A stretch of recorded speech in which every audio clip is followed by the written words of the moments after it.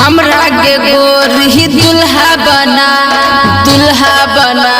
हो दुल्हा बना। हमरा के गोरी दुल्हा बना हो दुल्हा बना। कभी तो गोरबो दवाई देबो, कभी तो खानो खिलाई देबो, कभी तो गोरबो दवाई देबो, कभी तो खानो खिलाई देबो।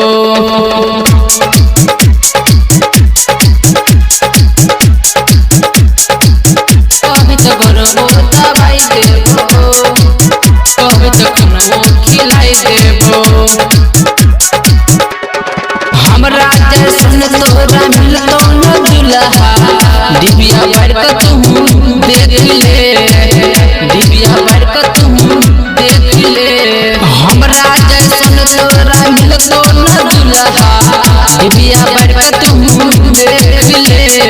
साया साड़ी सोहो धोए देबो, रतिया में पलंग सजाई देबो। हमरा के गोरी दुल्हा बना हो दुल्हा बना। कभी तो गोरबो दवाई देबो, कभी तो खानो बनाई देबो, कभी तो गोरबो दवाई देबो, कभी तो खानो खिलाई देबो।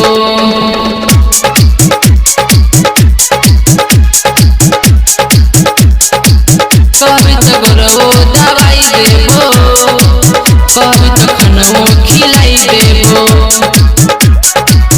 हेगे कमी न है तो तोरा कोनो चीज के कहे छो तोरा अजीत गे, कहे छो तोरा अजीत गे।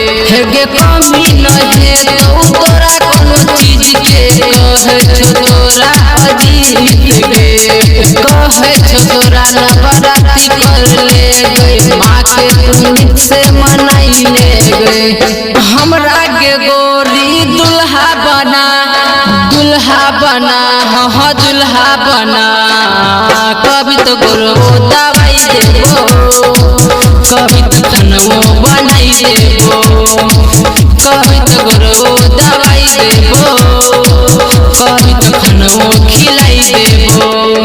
जय माँ काली रिकॉर्डिंग स्टूडियो फुलपरास चौक से 91 13 90 67 65।